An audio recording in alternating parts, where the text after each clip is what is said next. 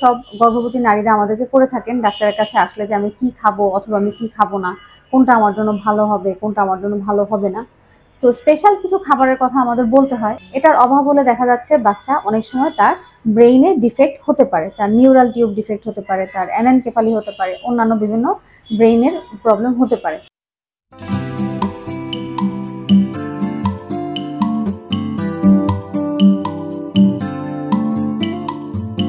আসসালামু আলাইকুম, কেমন আছেন আপনারা সবাই?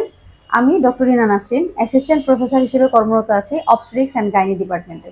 আপনারা যদি আমার সাথে সরাসরি দেখা করতে চান তাহলে আসতে পারেন Mirpur delta health care hospital, Mirpur 11তে অবস্থিত। আমি এখানে বসছি প্রতি শনি, সোম, বুধ সন্ধ্যা 7টা থেকে রাত 9টায়। আপনাদের সিরিয়ালের নাম্বারটি নিচে দেয়া থাকবে। আচ্ছা, আজকে আমাদের আলোচনার বিষয় প্রেগনেন্সিতে একজন নারী কি খাবেন। আচ্ছা, এটা কিন্তু খুব সবাই সাধারণত জিজ্ঞেস করে কি খাবেন। দেখা যায় যে আমরা নর্মালি যে খাবারগুলো খাই প্রেগনেন্সি তো আসলে আমাদের সেটাই কন্টিনিউ করা উচিত, কিন্তু কমনলি এই প্রশ্নটা সব গর্ভবতী নারীরা আমাদেরকে করে থাকেন ডাক্তারের কাছে আসলে যে আমি কি খাবো অথবা আমি কি খাবো না, কোনটা আমার জন্য ভালো হবে, কোনটা আমার জন্য ভালো হবে না।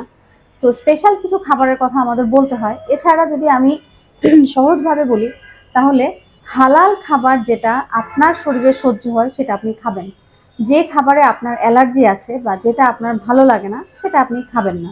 কিন্তু স্পেশাল কিছু খাবারের দিকে অবশ্যই আমাদের অ্যাটেনশন দিতে হবে যাতে কোনোভাবেই এই খাবারগুলো মিসিং না হয়। কারণ এই খাবারগুলোতে যেই ভিটামিন, প্রোটিন, মিনারেলসগুলো থাকছে সেগুলো প্রেগনেন্সিতে খুব জরুরি। দেখা গেছে এগুলোর অভাব হলে বাচ্চার জন্মগত ত্রুটি হতে পারে, অথবা মায়ের পেটে বাচ্চা ঠিক মতো বড় হচ্ছে না, অথবা বাচ্চা ঠিকই বড় হচ্ছে কিন্তু মায়ের ঘাটতি থাকার কারণে ভবিষ্যতে মায়ের শরীর, তার হাড় দুর্বল হয়ে যেতে পারে। এই জন্য খাবারগুলোর একটু স্পেশাল অ্যাটেনশন কতগুলো খাবারের কথা আমি বলতে চাই। প্রথম কথা যেটা বলবো যে ফলিক অ্যাসিড কন্টেনিং যেসব ফুড, এই ফলিক অ্যাসিডটা প্রেগনেন্সিতে একজন বাচ্চার, যে বাচ্চাটা গর্ভে বড় হচ্ছে সেই বাচ্চার অঙ্গ প্রত্যঙ্গ তৈরি হওয়ার জন্য, বিশেষ করে তার নিউরাল টিউব মানে তার ব্রেইন তৈরি হওয়ার জন্য খুব বেশি জরুরি। এটার অভাব হলে দেখা যাচ্ছে বাচ্চা অনেক সময় তার ব্রেইনে ডিফেক্ট হতে পারে, তার নিউরাল টিউব ডিফেক্ট হতে পারে, তার অ্যানেনকেফালি হতে পারে, অন্যান্য বিভিন্ন ব্রেইনের প্রবলেম হতে পারে। তো ফলিক অ্যাসিড কোন কোন খাবারের মধ্যে আছে? সাধারণত এটি ভেজিটেবলস, ব্রোকলি, ফুলকপি, অ্যাভোকাডো, আরও বিভিন্ন ফ্রুটস, মিট, এগ, এগুলোতে ফলিক অ্যাসিড থাকে। এটা চেষ্টা করতে হবে খাবারের মধ্যে রাখার জন্য। দ্বিতীয়ত আমি বলবো যেটা হলো ক্যালসিয়াম কন্টেনিং যেই ফুডগুলো।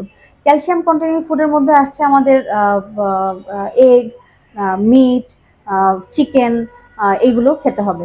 আর আয়রন কন্টেনিং ফুডটা খুব জরুরি, কারণ এই সময় যদি মায়ের হিমোগ্লোবিন কম থাকে তাহলে কিন্তু বাচ্চার গ্রোথ কম হবে, এবং দেখা যাচ্ছে অনেক সময় সময়ের আগে ডেলিভারির ব্যথা উঠে যেতে পারে, আবার মায়ের ডেলিভারির সময় প্রচণ্ড ব্লিডিং হতে পারে, এছাড়া তার দুর্বলতা রাখতে পারে এবং সেখান থেকে তার হার্টেও প্রবলেম হতে পারে। তাহলে আয়রন কন্টেনিং ফুডগুলো কি? এগুলো যদি সহজে আমি বলি, যেই সব ফ্রুটসগুলো কাটলে কালো হয়ে যায় বুঝতে হবে সেই সব খাবারে আয়রন রয়েছে। যেমন কাঁচা কলা, পাকা কলা, কচু শাক, কচুরলতি, ডিম, মুরগির মাংস, গরুর মাংস, মুরগির কলিজা, গরুর কলিজা, এগুলোর মধ্যে আয়রন জাতীয় খাবারটা থাকে। তারপর আমরা বলবো যে প্রোটিন রিচ ফুড খেতে হবে। প্রোটিন তো সবারই খাওয়া উচিত, যেহেতু এটা মাসেল ডেভেলপমেন্টে হেল্প করছে এবং এনার্জি দিয়ে হেল্প করে। তাহলে যদি আবার দেখা যাচ্ছে প্রেগনেন্সিতে যদি প্রোটিন ডিফিসিয়েন্সি হয় তাহলে যেমন বাচ্চার প্রবলেম হতে পারে, তেমনি মায়ের কিছু সমস্যা হতে পারে, যেটাকে বলে প্রি এক্লামশিয়া বা এক্লামশিয়া, মায়ের খিচুড়ি জাতীয় সমস্যা হতে পারে প্রেগনেন্সিতে। তাহলে প্রোটিন জাতীয় খাবার তো অনেক আছে, তার মধ্যে সবচেয়ে কম দামি প্রোটিন হলো গিয়ে ডিম। ডিমের সাদা অংশে প্রোটিন থাকে। এছাড়া মুরগির মাংস, গরুর মাংস, এগুলোর মধ্যেও প্রোটিন থাকে। দুধ, ডেইরি প্রোডাক্ট, টক দই, এগুলো খেলেও ভালো হবে। আচ্ছা, এছাড়া দেখা যাচ্ছে প্রেগনেন্সিতে অনেক মহিলাই কোষ্ঠকাঠিন্যে ভোগেন, যে দেখা যাচ্ছে তার কনস্টিপেশন হচ্ছে, সেখান থেকে তার পায়খানা রাস্তার প্রবলেম হয়ে যেতে পারে।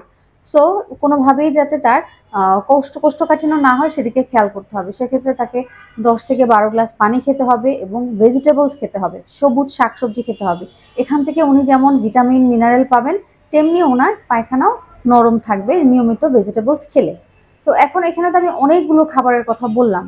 দেখা যাচ্ছে প্রেগনেন্সিতে তার নশিয়া, ভমিটিং টেন্ডেন্সির জন্য হয়তো উনি একটা খাবার খেতে পারছেন না, সেক্ষেত্রে ওটা অল্টারনেটভাবে অন্য একটা চেষ্টা করতে হবে। যদি উনি ডিম খেতে না পারেন তাহলে দুধ খাওয়ার চেষ্টা করবেন, যদি উনি গরু খেতে না পারেন তাহলে মুরগি খাওয়ার চেষ্টা করবেন, যদি উনি গরু মুরগি খেতে না পারেন তাহলে উনি মাছ খাওয়ার চেষ্টা করবেন, বিভিন্ন ধরনের, একই রকম মাছ না, ছোট মাছ, বড় মাছ, সামুদ্রিক মাছ এভাবে মিলিয়ে খাবেন। এবং দেখা যাচ্ছে শাকসবজিতেও কারো কোনোটা একটু প্রবলেম, তাহলে একটা শাকসবজি বাদ দিয়ে আরেকটা শাকসবজি খাওয়ার চেষ্টা করতে হবে। যেভাবেই হোক এটা পূরণ করার চেষ্টা করতে হবে। যদি দেখা যাচ্ছে নশিয়া ভমিটিং টেন্ডেন্সির জন্য একেবারেই খেতে পারছেন না, তাহলে ডক্টরের শরণাপন্ন হলে ডক্টর ওনাকে মেডিসিন দিলে উনি হয়তো খেতে পারবেন, কিন্তু খেতে কিন্তু হবে তাকে। হ্যাঁ, বিশেষ করে যে খাবারগুলোর কথা আমি বললাম এগুলো যেন একটা না থাকলে অন্যটা যেন অবশ্যই উনি খেয়ে ওনার এই অবস্থাটা ফিল আপ করতে পারেন। দেখা যাচ্ছে প্রেগনেন্সিতে বাচ্চা কিন্তু মায়ের কাছ থেকে যতটুকু প্রয়োজন ততটুকু টেনে নেয়। যদি মায়ের আগে থেকে যতটুকু রিজার্ভ থাকা উচিত সেটাও না থাকে, তাহলে বাচ্চার গ্রোথের ডেভেলপমেন্টে হ্যাম্পার হবে। কিন্তু যদি মায়ের যতটুকু আছে সেটাতে বাচ্চার হয়ে যায়, তাহলে বাচ্চার সমস্যা না হলে কিন্তু ভবিষ্যতে এই মায়ের সমস্যা হবে। তার হাড় থেকে কিন্তু বাচ্চা ঠিকই ক্যালসিয়াম নিয়ে নিবে, দেখা যাবে ভবিষ্যতে তার কোমর ব্যথা, তার হাত পা ব্যথা এগুলো বেশি হবে। সুতরাং একটা প্রেগনেন্সিতে মা এবং বাচ্চা দুইজনই সুস্থ থাকার জন্য এই খাবারগুলো তাদের খাওয়া উচিত। আশা করি আজকের এই আলোচনা থেকে আপনারা উপকৃত হবেন। ধন্যবাদ।